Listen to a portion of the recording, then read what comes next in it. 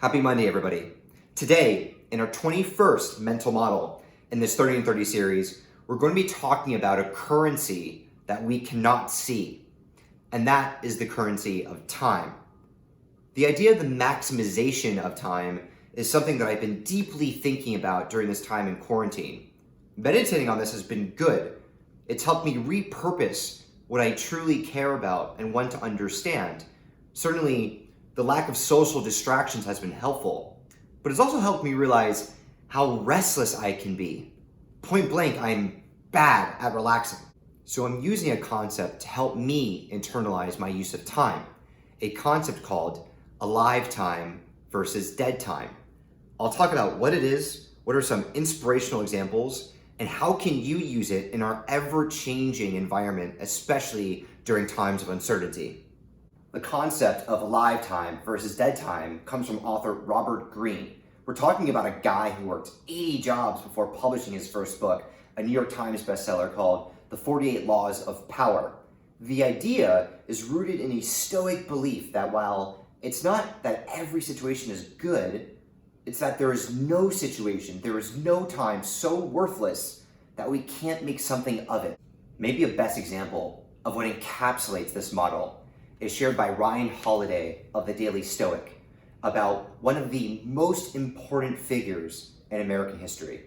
Take a listen. Think of the story of Malcolm Little. In 1946, he was arrested for trying to fence an expensive watch he'd stolen. In his apartment, the police found jewelry and furs, an arsenal of guns, and his burglary tools. He was sentenced to 10 years in prison.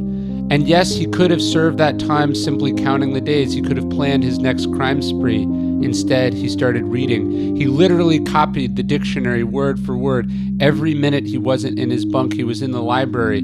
That was how Malcolm Little was transformed into Malcolm X. Malcolm X went through such a transformation that he had to start wearing eyeglasses because he wore his eyes out from reading so much. Instead of being angry with his sentence or in the injustices of a world filled with racial segregation and horror against his people, he decided to make the Herculean effort of self-improvement, in turn enabling him to improve the world. The concept of time itself is unemotional in nature. It's a neutral reality. No matter what is happening in our own immediate world or in the world around us, time doesn't care, it's just there. But as we know, time is finite. Ultimately, we are in charge of what we do with it, regardless of our situation. We always have a decision when it comes to what we do with time. Here's a second example of proof.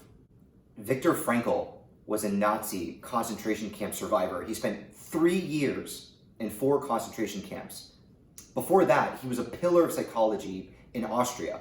He developed the school of logotherapy, or healing through meaning, which he used in his extensive work in suicide prevention, most notably helping women.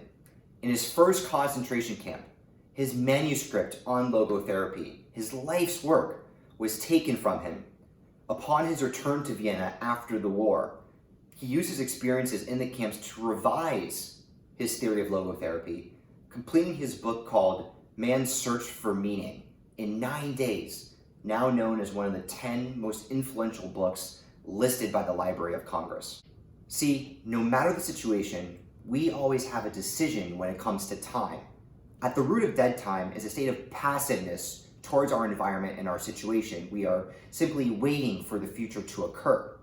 Alive time is not being passive, rather acknowledging that while we may be deprived of a certain choice or a freedom, like Malcolm X or Viktor Frankl, we always have another. And by grasping onto that opportunity, we are truly in charge of creating our own future.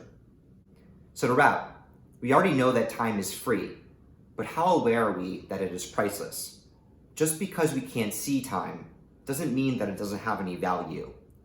We'd love to hear how you are using your time with purpose. Feel free to comment below. We'll see you tomorrow.